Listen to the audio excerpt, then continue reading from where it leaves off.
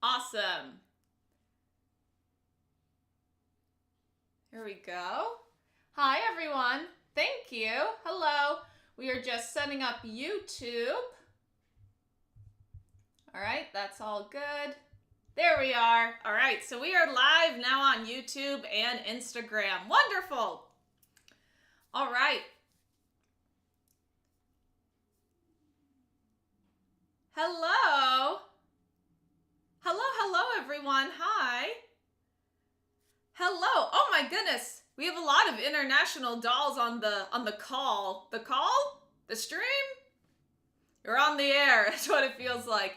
So we have Finland and the Netherlands here. Wow. This is awesome. Fantastic. Thank you all for being here. Welcome. For those of you who might be new to Cello Doll Land, on the last Thursday of every month, we do a Cello Tip Thursday live stream where you all are able to ask questions about cello playing, the music industry, practice room woes, whatever you want to ask. I am here with Shelly to demonstrate and offer some tips for you all. Hello! Hi! Welcome, welcome. So, Shelly's here. I'm gonna grab my bow. We're gonna check out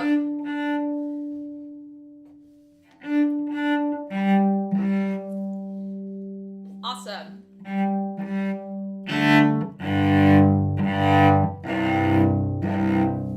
Great. Oh, awesome. We have some people practicing and watching. That's cool. That's neat. Well, if you have any questions about the Bach movement you're working on, let us know. I love me some Bach. So good. Someday I want to do a huge video series on Bach because you can't just talk about Bach in one video. You could have a whole YouTube channel on the Bach cello suites and you would have content forever. So we have our first question from YouTube. What year was cello made? That's a great question. So, fun fact about cello. Cello has a mysterious story. He's a man of mystery. Cello has kind of a masculine character to me, so I call it a him. But, man of mystery.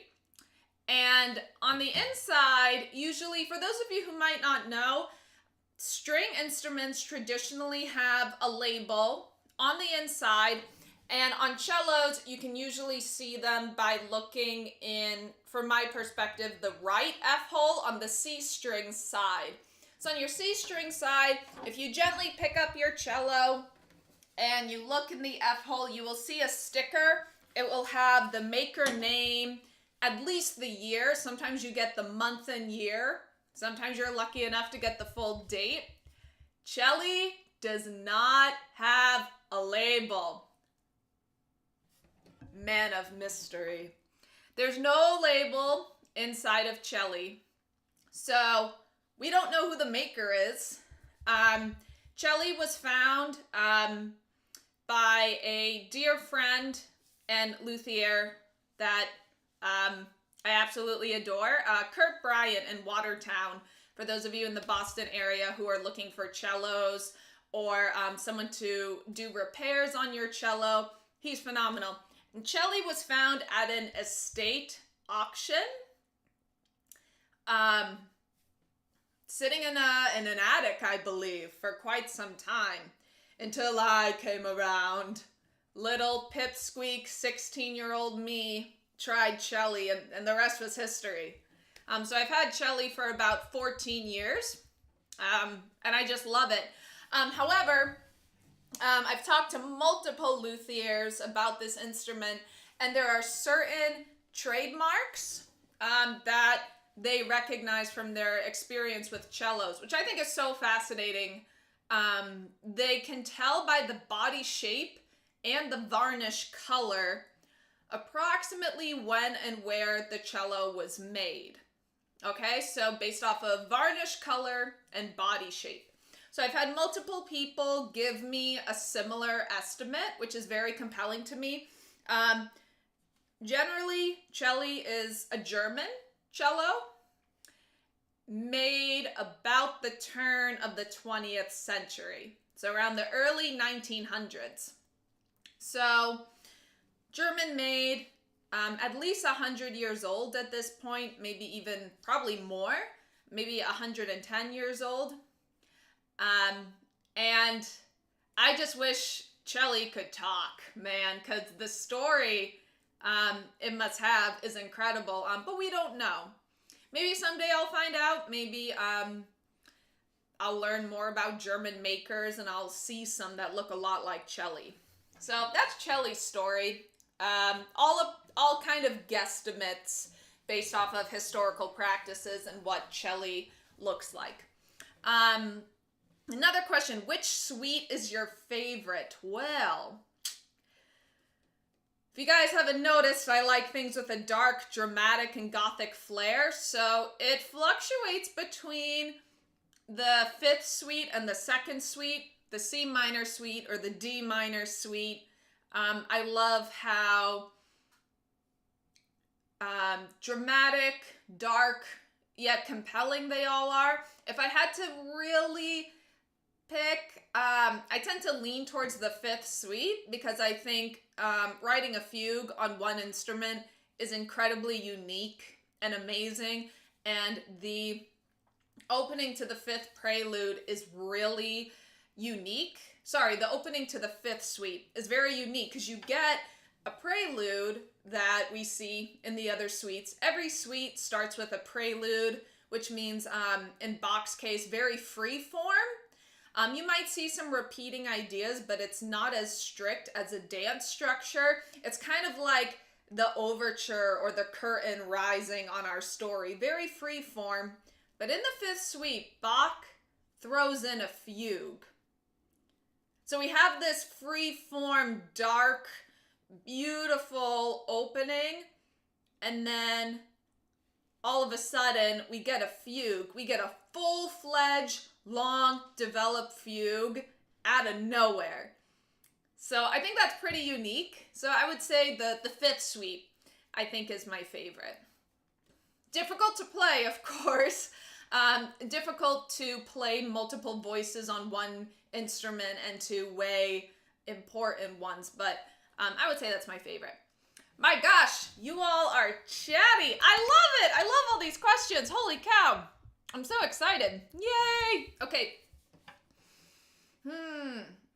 Ooh, artificial harmonics. Oh, I love harmonics. Harmonics are great. So we have artificial harmonics. We have Bach. We have questions about repertoire. This is all great. So let's start with artificial harmonics. So for just a quick review, there are two main types of harmonics we can play on cellos, string instruments in general: natural and harmonic. Oh my goodness, we have our first badge purchased on Instagram. Thank you so much. Thank you so much for the badge. That's very sweet. I know this one. You're a regular. You come and watch the stream. You're awesome. Thank you so much. So artificial harmonics. Natural harmonics, when we place our finger and we get an airy, resonant note that sounds like it has a lot of space to it.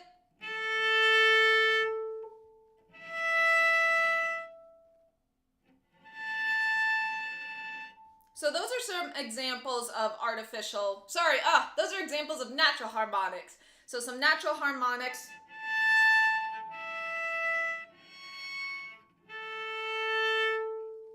Now, they're natural. Examples that aren't natural, if I were to run my finger lightly with that amount of barely having contact with the string,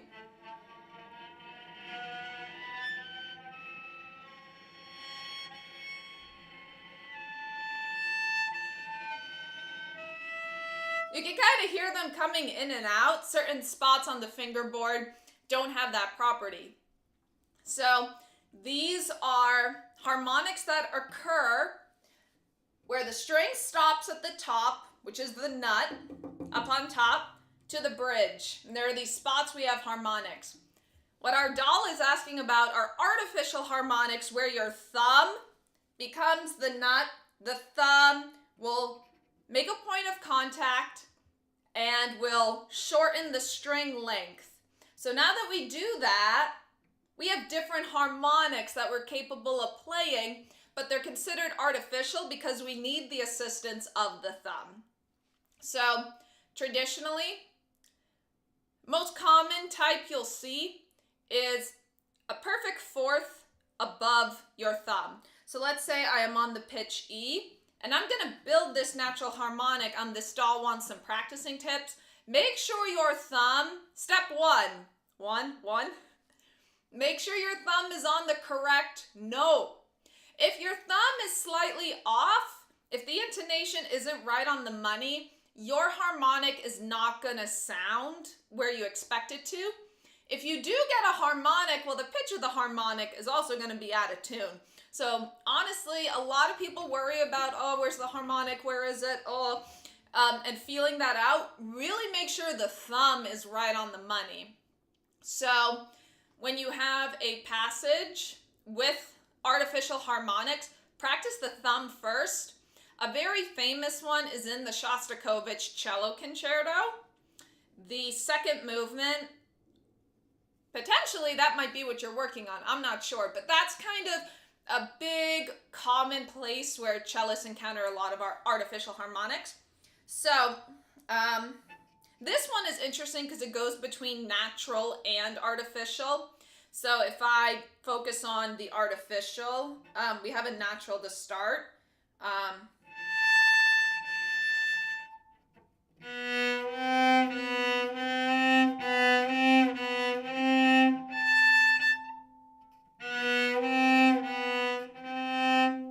So I'm playing the pitches B, C, B, C. And when I put my thumb 1/4 above, so 1/4, B, C, D, E, that's 1/4 above B, C, D, E, F natural, that is a fourth above C. So that's where your third finger's got to go. For B, we have E. For C, we have F. It's the same. It's a half-step relationship, just like B to C. You are going to hear the thumb note up 2 octaves. So that's kind of the formula. Whatever note your thumb is on, if you place the third finger 1/4 above, so take the thumb 1/4 above with the third finger, it's going to shoot your note up 2 octaves. So let's try it. So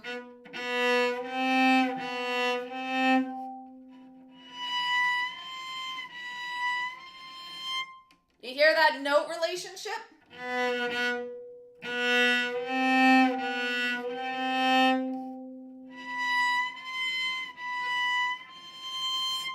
Okay? So make sure you lean into the thumb, into the back part of your hand, so you have clear contact, and the third finger barely has to touch to make the harmonic happen. If my weight isn't settled in the back part of my hand where the thumb is, you're going to get an unstable harmonic because we're not having a secure new start to our string. AKA, your thumb is like a capo on a guitar.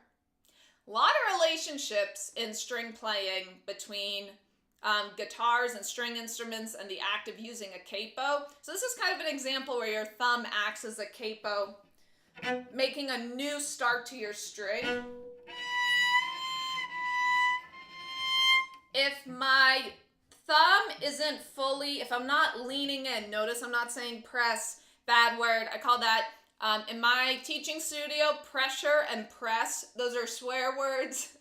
We don't use those because they have incorrect connotations with technique. So we don't use those swear words in air quotes.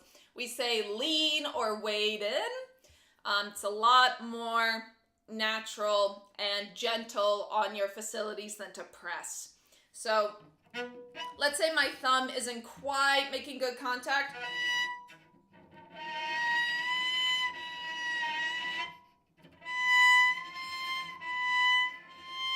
You don't hear that kind of fuzzy white noise effect. So that is what I would recommend to you, is start with the thumb first. Don't worry about the harmonic right away. You can also play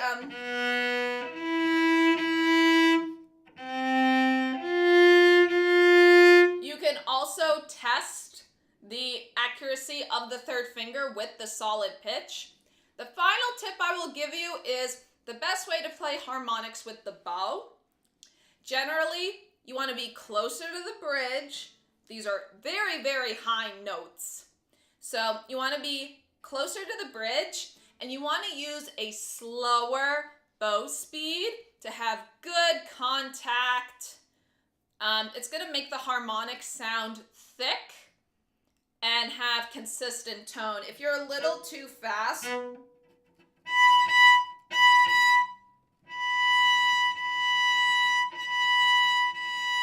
you get a much more consistent bloom to the sound, and it sounds a little thin, a little lacking.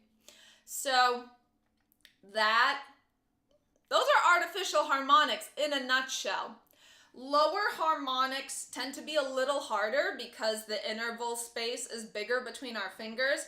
As you get higher up into artificial harmonics, the perfect fourth is closer together because our intervals get closer together the higher we go up.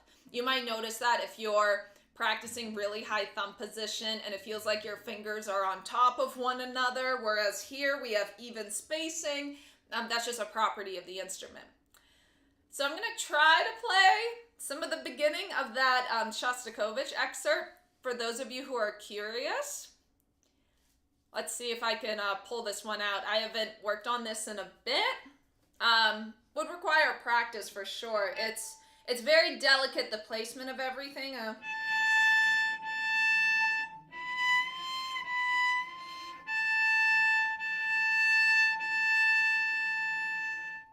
And it's cool because you're answered by a glockenspiel, which is this really, really high twinkly bells. It's a really cool part.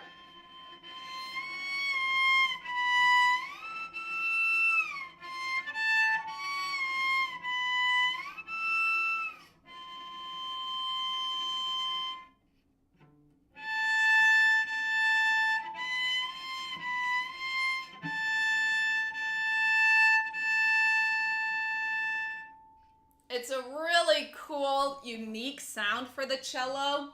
I love harmonics. So I hope that helps.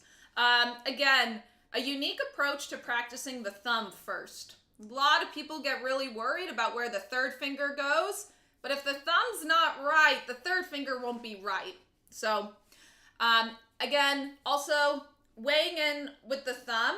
If you're not used to doing that, if this is kind of a newer concept for you, playing solid notes with the thumb, be gentle. Don't spend more than 5 minutes at a time because that can really, as you get fatigued, you tend to use more muscle and more of that swear word, the pressing. So make sure you are taking breaks when needed. Don't try to muscle through if your thumb is uncomfortable.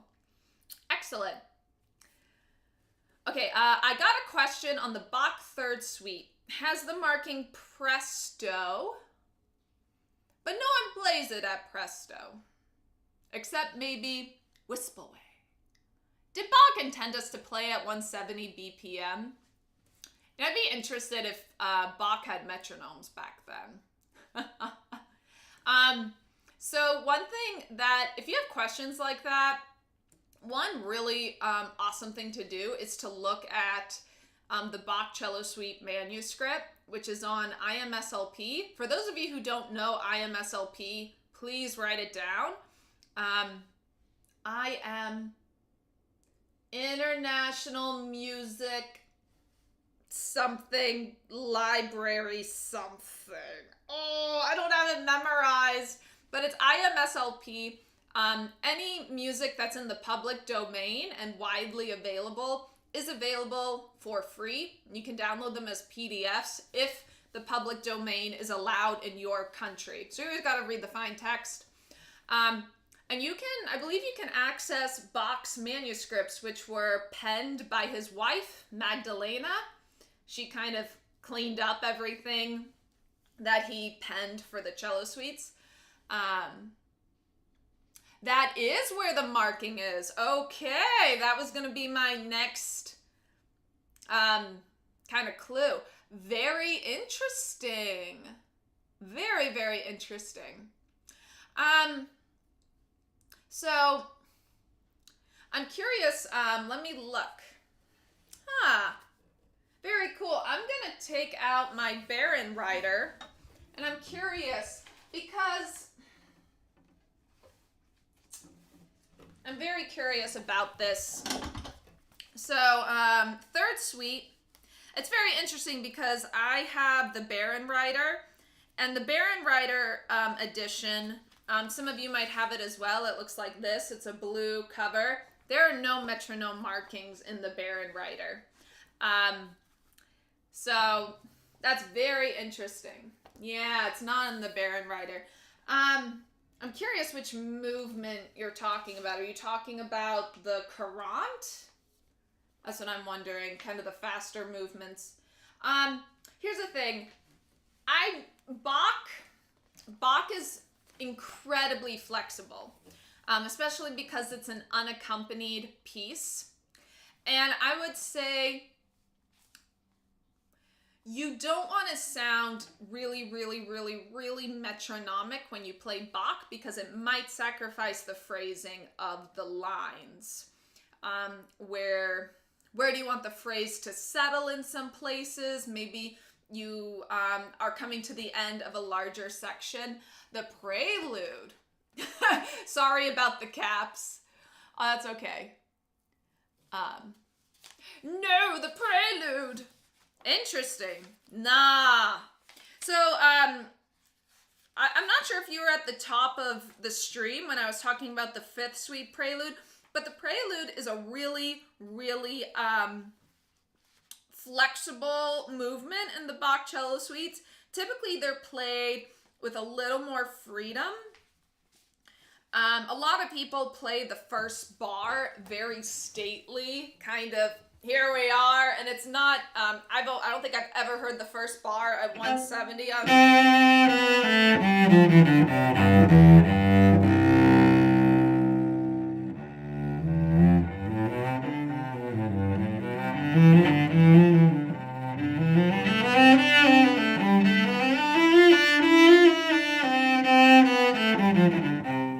So if I were to put on 170, doop-a-doop-boop, I feel like that's a really fast tempo that would cause me to sacrifice some of the line and some of the flow. Now,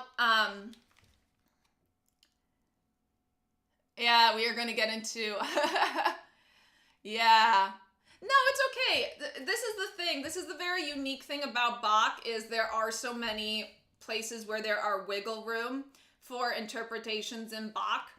And what I would say, and you'll see this throughout the classical music eras, especially some of the romantic cello repertoire, a lot of people want to interpret the score.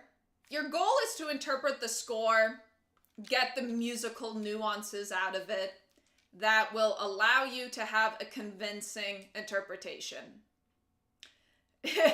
That is a simple way I can summarize my goal when I'm looking at a piece. I want to interpret the score accurately, get an interpretation that I feel is coming from a place of analyzing the score. You can't just sit down and play whatever you want from the score and maybe follow half of it. You really have to take the time to analyze the score. If 170 does not allow me to accomplish those nuances and I feel rushed, I will not play at 170. I won't. because I'm worried it's just, I don't want it to sound like I'm barreling through it, if that makes sense. But if I know Bach wants something more speedy, energetic, then I will try to get as close as I can to that while having a successful interpretation. And with Bach, there's a lot of experimentation that goes with Bach. So much experimentation. I hope that helps. I don't think you have to be bound. You really want to try to get as close as you can, but if you're a little under, I'm going to try 170. That's so interesting because I've never seen, in my experience, I'd be very curious to check out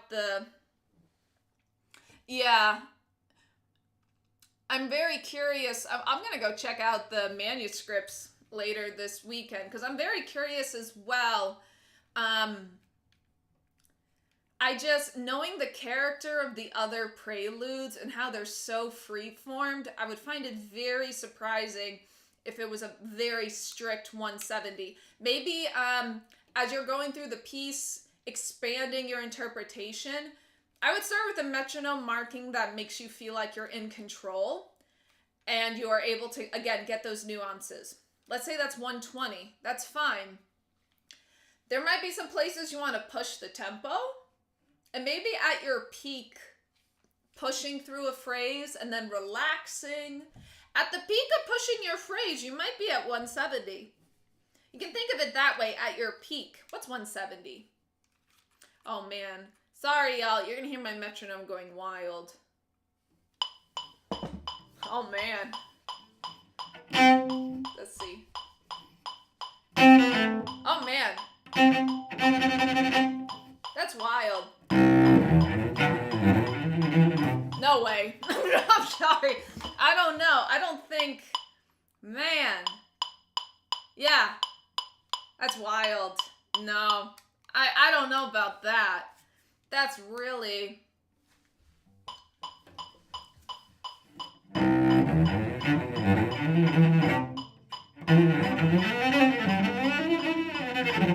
I mean, wow. But you see what I mean? It's hard for me to take, yeah, it would take I would have to sacrifice a lot of what I would want to do.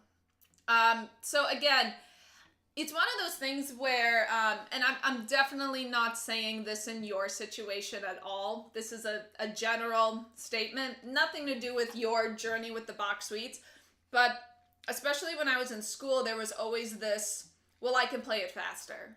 Oh, I can play it out. Oh, you're 150? Oh, well, I'm 160. So, it doesn't really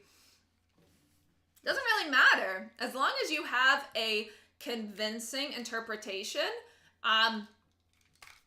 bravo. And I'm going to give a hot take. Honestly, granted, yes, a tempo marking like presto, allegro, they are defined as faster tempos, adagio, largo, lento, those are slower.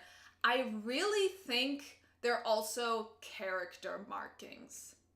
I see them more as a character. Like for example, a largo are usually very singing quality pieces. Lento tends to be used for more somber pieces. Not always, but that's what I've noticed. And I really think they're more like a character marking with a ballpark metronome. Because there are parts in the... Yeah, someone wrote, if you can play it slowly, you can play it fastly or quickly. Yeah, of course, yeah. That's for good practicing terminology overall. But character. There are definitely one of the parts I love to go. This is one of my favorite parts in all the suites actually. Is the...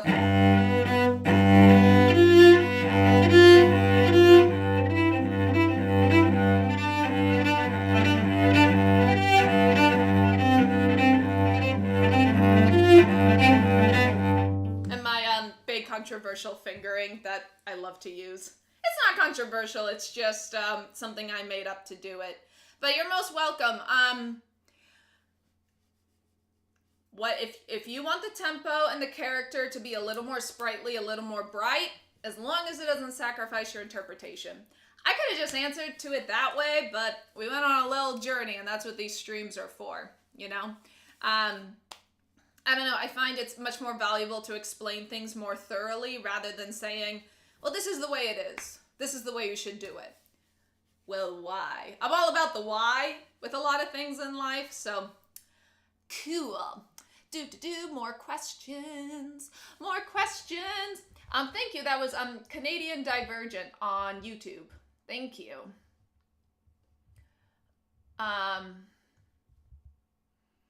What piece do you think is overplayed or to be precise on too many curriculums? That's a very good question. It's not so much the pieces that are prescribed.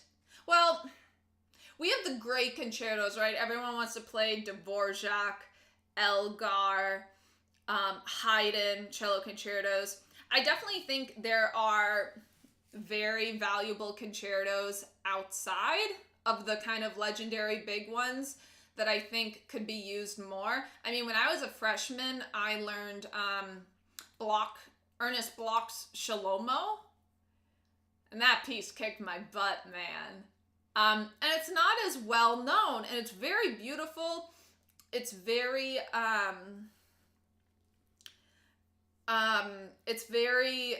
atmospheric. It's a very powerful piece, and not as many people play it. So I definitely think there are these concert pieces. I also played, like, I didn't know Hindemith had a cello concerto until I played his cello movement of Kammermusik. There are so many hidden gems out there. I definitely think you need the standard greats in your repertoire, but I definitely think alternating them in teaching is really good. So kind of lesser known cello concertos.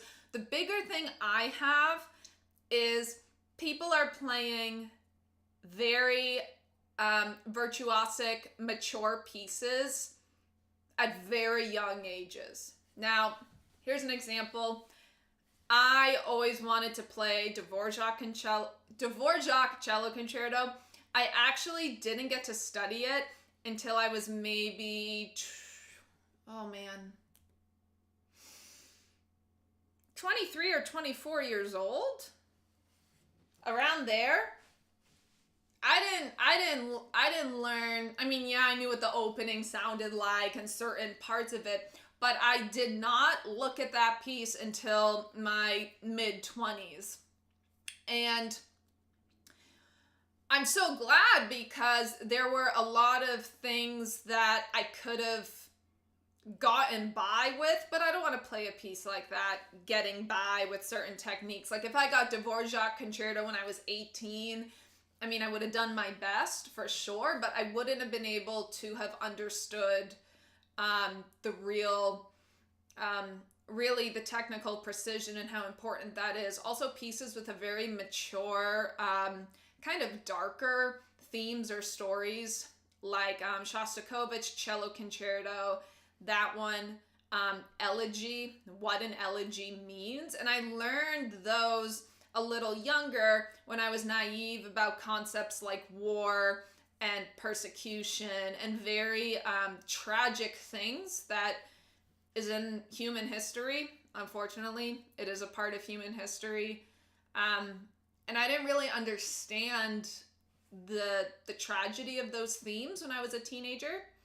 And I really think that is something to consider. I mean, even Shlomo, I didn't really understand. And I mean, my teacher, I give my teacher kudos for having a talk with me about, like, this has a lot of technical stuff that I think you need, but down the line, you're going to understand more of what this means emotionally. So like having that talk of technical versus emotional maturity, and I think those are things that need to be talked about more. And it's not a reflection on your potential, or, in my opinion, I don't think, I'm not good enough to play Dvorak. It's more like, how much are you going to really appreciate it? And all that encompasses it, not just, I can play this really fast thing, really flashy and cool. It's more what encompasses the whole work, I think needs to be talked about more, for sure. Cool. Hello in the Instagram chat. Always great to see you all popping in and saying hi. Hello, hello. Feel free to ask questions as well. All right, going through some more questions, but that's a very, very good thing to think about, especially people who are, you know, starting to become teachers and assigning repertoire, really thinking about those things.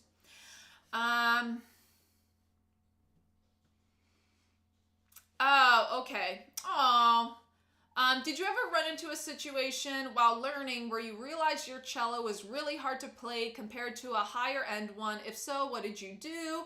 Luthier says my cello isn't worth fixing. I'm sorry. I'm curious if I'm curious what kind of bow you use, because sometimes I was actually talking with someone about this recently. Sometimes people who aren't sure about investing in a cello and they feel like, man, I feel like I'm just starting my search, and that is it's a carbon fiber bow, came with the cello outfit I bought. Okay, I mean, carbon fiber bows are really, really getting nice, especially compared to when I was in college. I still love my carbon fiber bow, of course, but they're starting to make them, the balance is much better in newer bows. But one thing too, some people, and again, I'm just giving general tips. I have to say too, big disclaimer, because I give you advice, I'm not telling you to like go out and spend oodles and oodles of money. Yeah, no worries. This isn't, you know, I'm speaking in general terms, trying to give as much advice as I can. Please pick what fits your situation. I never want to come off as someone that says you have to buy this or you have to buy that, because I mean, there's stuff I would love to get for Chelly and my electric cello and stuff, and it's just not time. So we all have a different road and circumstances. So take this with a grain of salt, please. Sometimes investing, the bow seems okay. Okay, it's very hard to press on the neck. No, Nick. It's my swear word. You don't press, you weigh it in and you pull down this way. You don't press. I'm just kidding. Well, I'm not kidding about the advice. I'm jokingly saying you're swearing. No, but I definitely have that issue with some cellos, where I've had cellos that are difficult to play. If you are renting from a shop, it depends. I'm curious if you rented or bought it. Regardless, some shops will allow you to switch out an instrument if you're renting. If you bought it and you're not a fan of it anymore, and you've been told it's not worth investing the money, you can, it's okay. We all make, you know, renting versus buying. Some shops will allow you to do a trade-in, which is where you say, hey, I bought this cello from you and I don't think it's the best fit for me. Oh, there's a little lag. I'm gonna wait because this is important. Okay. You can go to a shop and you can say, I bought this cello.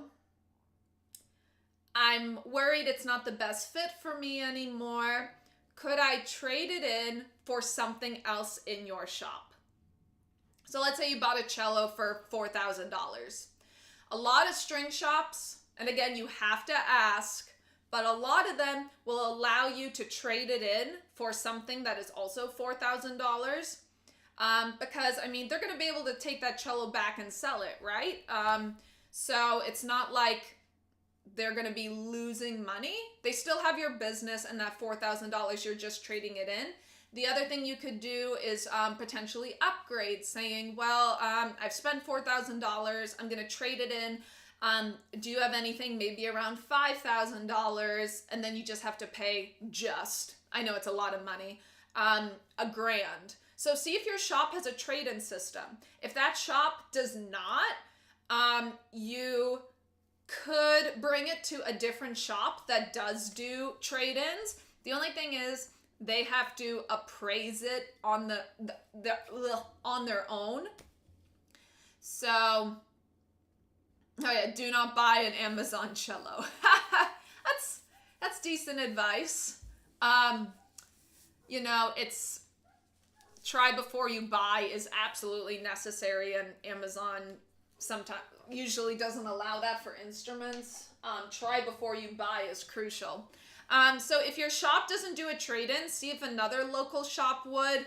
Just be aware, because everyone wants to make a profit. I get it. It's a business. So that $4,000 cello, you might get a $3,000 trade-in because it's not their shop's instrument. So you gotta think about that. Be honest upfront with what your expectations are, and the worst thing they're gonna do is say, well, this is what we can do for you.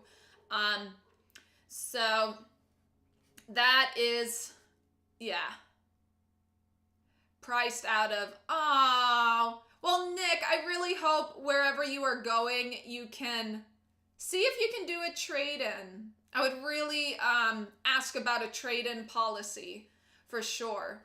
The other thing, if you can't trade it in and you are feeling at a loss, if you've bought the instrument and you've put down all that money, try to sell it online and get that money back, and maybe you can put it into another cello. Go to Facebook, I kid you not, go to Facebook and type in cellos for sale. There's at least three or four very, very active Facebook groups for selling cellos. Facebook groups. I would go for that over the marketplace. I haven't had experience browsing and seeing cellos for sale on the marketplace. That is my advice to you, and I really wish you luck, because I know it's a very expensive choice to make to actively learn an instrument, and sometimes finances are just out of our control. So I really hope the best for you, that you're able to find something that works. The other thing, last piece of advice, talk to your teacher about your physical discomfort with the left hand and the cello neck. It could be something technical as well. Cool. All right. Ooh, I got to speed through. We got more. Top 3 cello concertos. Ooh, baby. Shostakovich #1. Absolutely. That's my favorite. So that's in there. I feel like it depends on my mood and the day. Most welcome. Shostakovich. Oh man, there's a really great one that I am blanking on. It's so good and it's not well known. I haven't played it though, so maybe I can't put it in the top 3. It starts with a K. It's not super well known. I'll list things I've played. I think that's a much more fair assessment because I know them. I would say Shostakovich Cello Concerto, Elgar Cello. I like the dark, emotionally heart-wrenching things, if you can't tell. Shostakovich Elgar Concerto. I need one more. There it is. Kabalevsky. I would make that number 4 just because I haven't played it yet, but I really want to. Thank you, Dylan. Yes, I believe that's it. Really spooky, dramatic. I gotta get the sheet music for it. I don't have it, but I just had a friend say you have to listen to this, and it was really cool.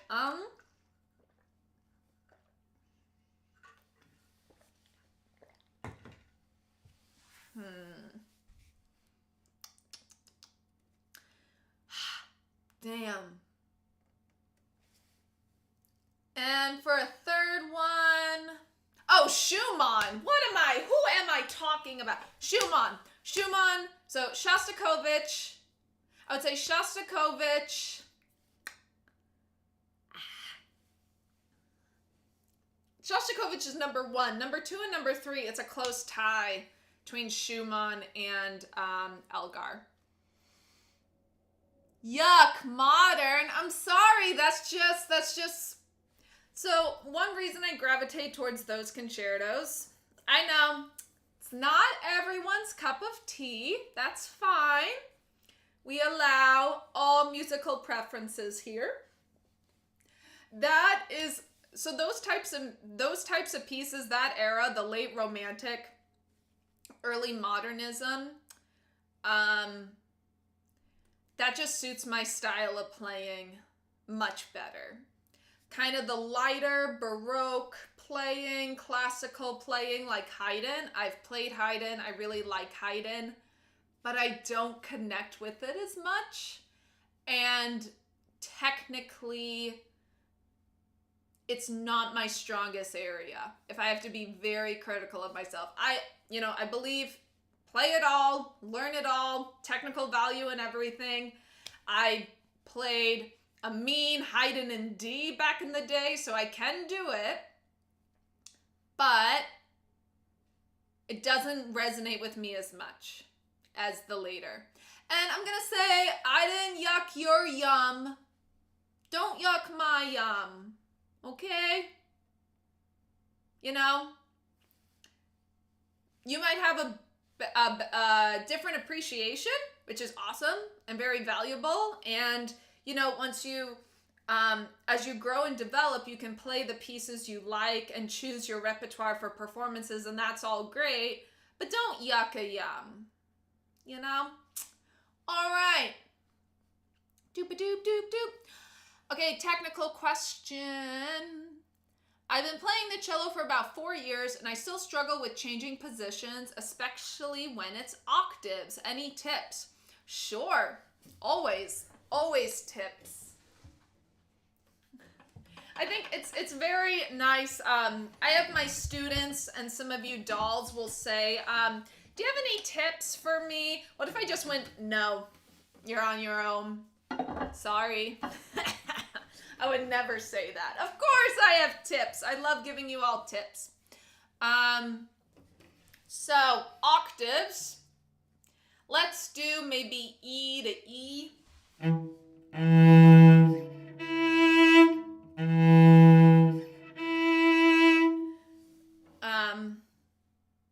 Oh, you're most welcome. There was a sweet thank you in the chat. Been watching your tips for a few months now. Thank you for helping us in our own cello journeys. Oh, you're most welcome. It's a pleasure and an honor to know that I reach people who are growing with the instrument.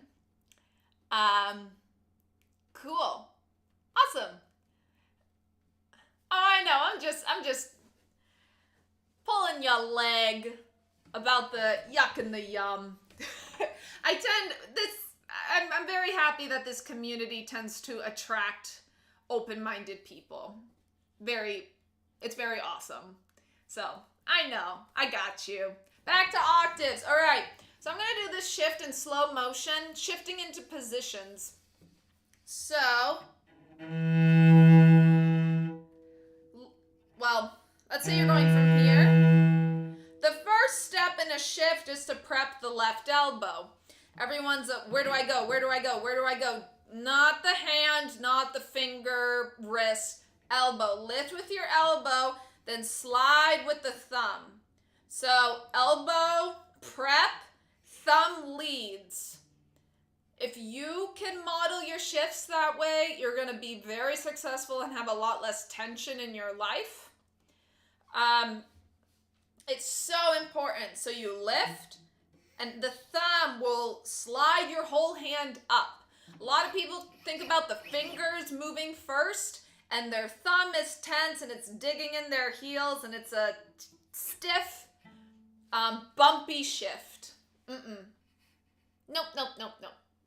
So that's one thing. That's one general tip, is make sure your prep is efficient and helpful to you, and that your thumb is leading the slide up for higher notes or back into lower notes, and having a proactive thumb is going to prevent it from squeezing. Second thing is to try to find places where you can test with an open string. So let's say I'm going from E to E. Well, I don't have an E string. So what other notes are around? I have E to F sharp, E to F. Those aren't strings I can use, but I do have a D. So let's say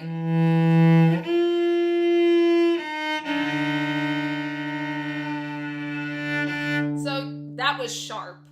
Always see if you can find a nearby open string to test, and that's also going to train your ear to hear octaves. If you said you're particularly having trouble with octaves, that extra ear training of matching open strings at the octave is going to be very helpful for you. So again, to repeat the steps of shifting, lift from the elbow. Notice I don't lift like that. My wrist comes with, and I have this nice, flat, stable tabletop arm. I'm not, don't have the wrist squishing down or bumping up. So if you need to get in touch with that, I tell people, make a fist, 90-degree angle, turn it on the cello. Bam! That's your wrist to forearm alignment. So lift with the prep, slide with the thumb.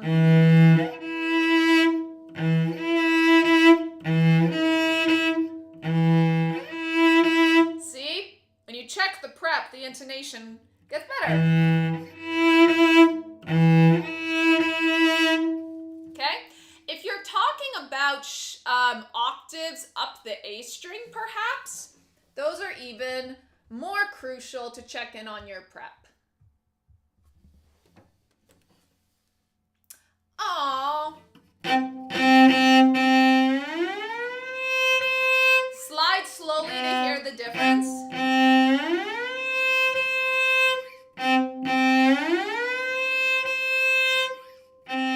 Up. Bring your thumb on top. If you try to shift with the thumb under and bring it up too late, it's not going to work for you.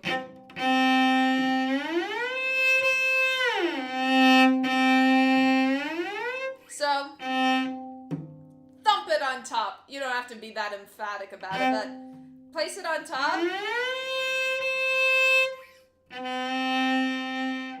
And you notice I kind of lift the elbow as a part of that prep. So I'm doing both at once. I'm lifting the elbow and thumb up, and then I'm clear to go. Even if I have to do a really big shift like that, the prep work, I have so much potential with how far I can go with the accurate prep. Awesome. Last question of the day. Do you happen to have advice on beginner string crossings? I'm working on not moving my whole arm for the process. Cool. Oh, and performance nerves. That's a quick one I'll address first. Performance nerves. Oh, you're about to perform with your youth symphony Lalo Cello Concerto. Congratulations.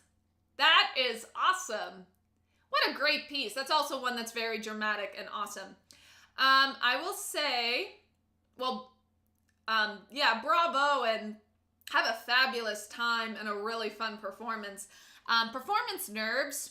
Perform for your mom, your dog, your goldfish.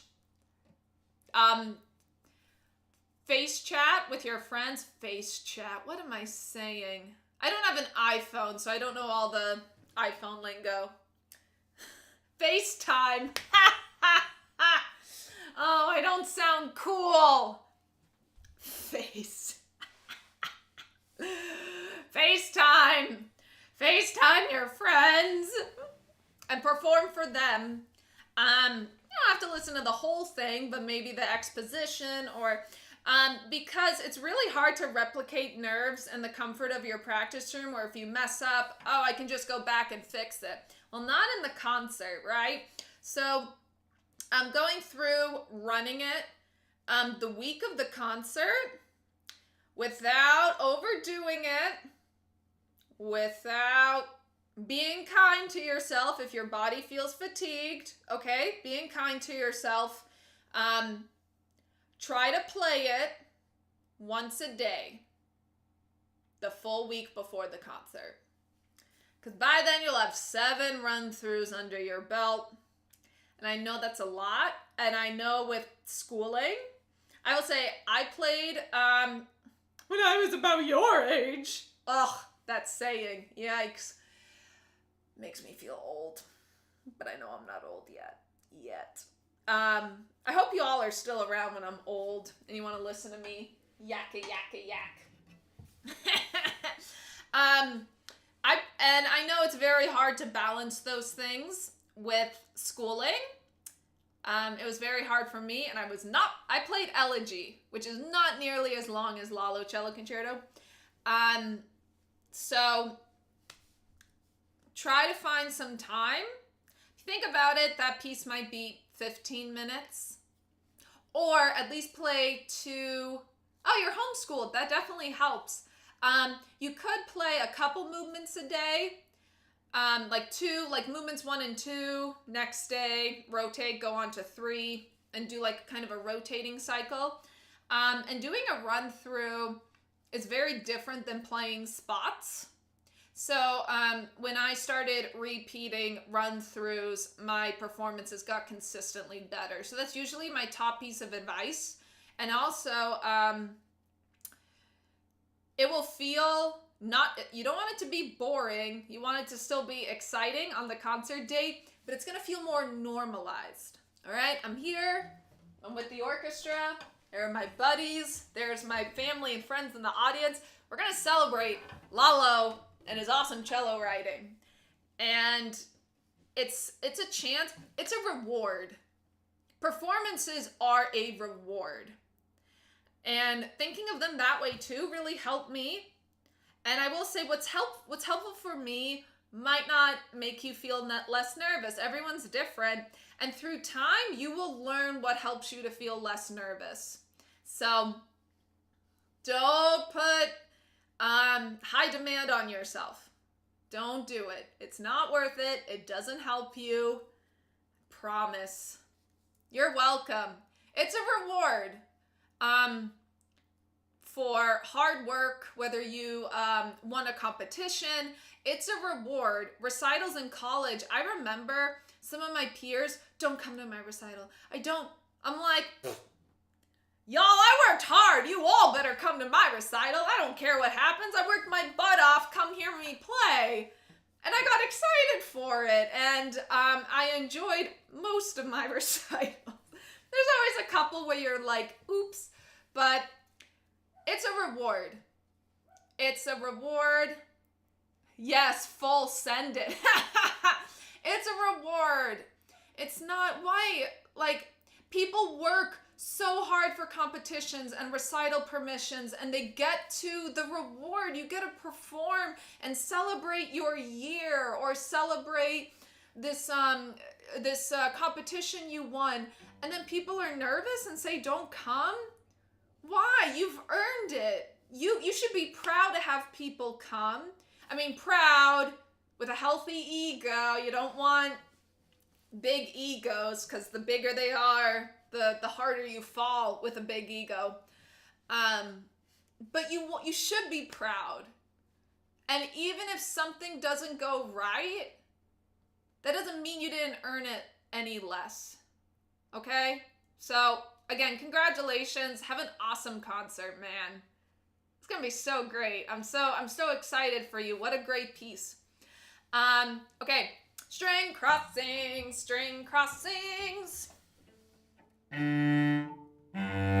So I would warm up your wrist joint, dip down, push.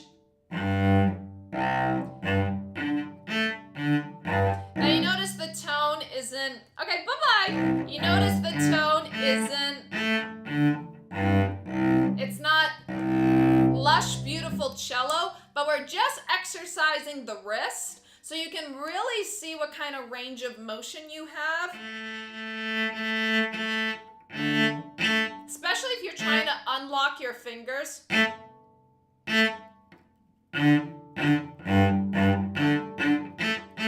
you can think of your elbow as having kind of upper half with D and A string versus lower half with G and C.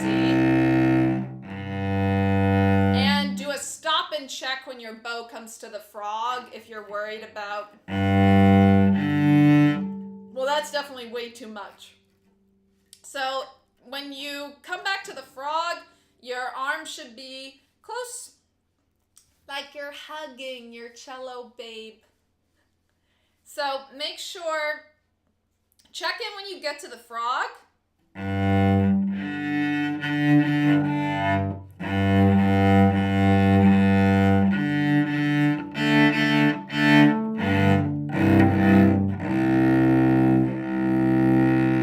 Check in when you get to the frog, because that's when your elbow should be the lowest. Because I tend to see overactive arms when the elbow is too high. So checking on elbow height I think will help, and really doing small wrist motions like that. And then lastly, there was a question, how are you able to keep these great complex pieces in your memory and recall them on demand?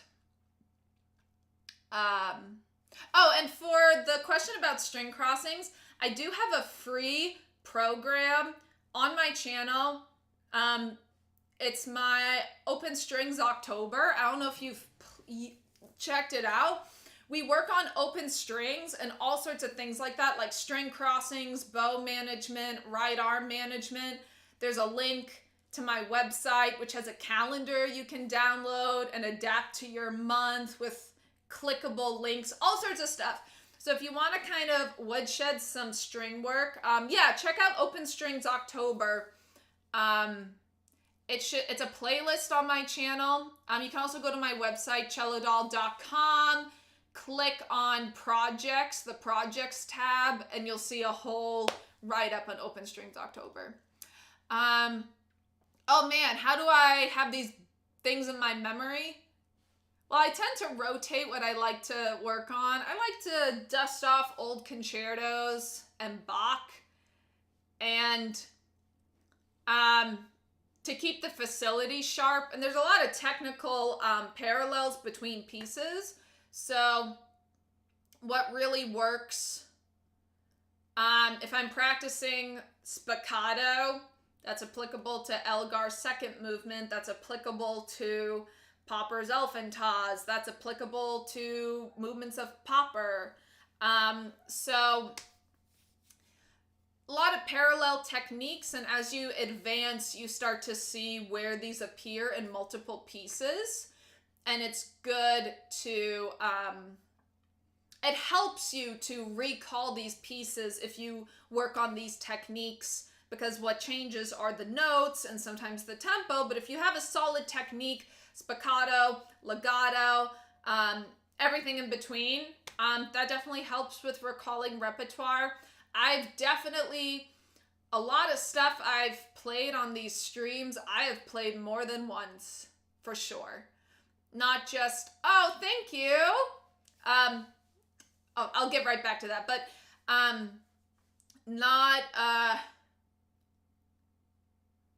it's very rare that I'll play something fresh and new. There's always things to practice and learn, which is exciting, and I always raise my own standards for myself.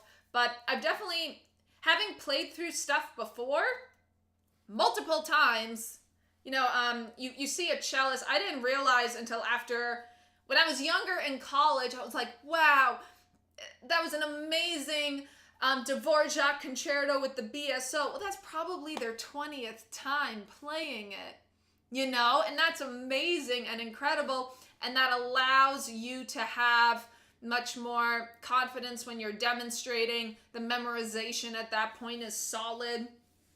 I mean, I do have my music books out here, so I'm often playing off of sheet music for some things, but just returning back to repertoire that you love and want to improve on and give it another go. Yeah.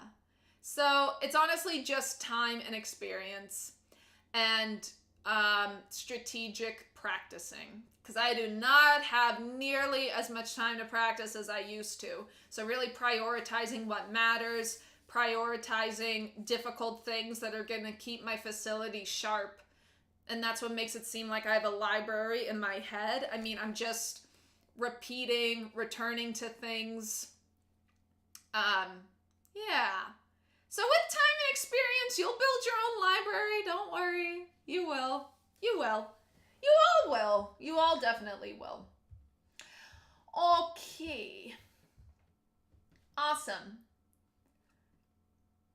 So, great. Awesome, awesome. And I love it when you dolls offer advice as well in the chat. That's great. Final thing, I saw a question about super chat on YouTube. I don't have it enabled yet. It's on my list. I have a giant list of office work to do because there are some of those features and I really should enable them, which allows you guys to give tips. Special shout out, thank you so much to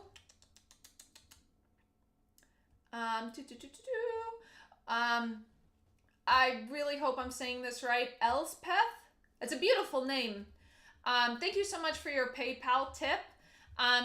For those of you on Instagram, you can buy a badge if you want to leave a virtual tip, or the cellodoll@gmail.com will give you, you'll find me on PayPal or Venmo with that email, the cellodoll@gmail.com.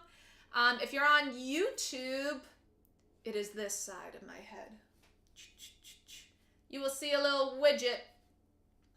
Yes. That has PayPal and Venmo usernames.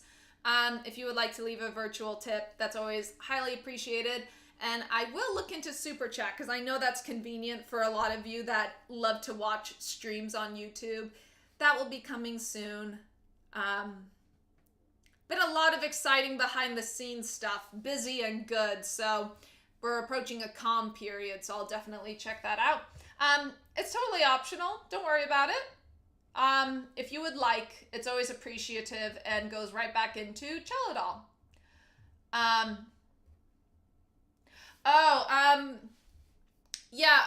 Venmo and PayPal are just virtual platforms for like payment, things like that. Don't worry about it. You can get me next time when I get Super Chat. Don't worry about it. They might not have it where you're from. Also, it depends on where you live in the world. So don't worry about it. Just wait till next time. Awesome. Thank you all so much for watching our Cello Tip Thursday live stream. Again, these happen at the end of every month. Last Thursday of every month, we all come together, hang out, talk cello with Chelly, and I answer your questions about the industry, about practicing. Yes. So wonderful to have you all here. You all are really crucial for these streams, and your contributions and participation are incredible. Again, you really bring life to these live streams, and anytime I get in interact with you all, it feels very special for me and that I get to connect with you in this way. So you all are awesome. Thank you so much for being here, and we'll see you at the end of March and in future videos, you know, uploading stuff. I know it's different when it's in live time, so the next one will be at the end of March. Stay tuned. I always announce streams on my socials, so you can mark them or set a notification for them. Awesome. And as I always say, in the meantime, until I see you again, happy practicing, my dolls. Bye-bye.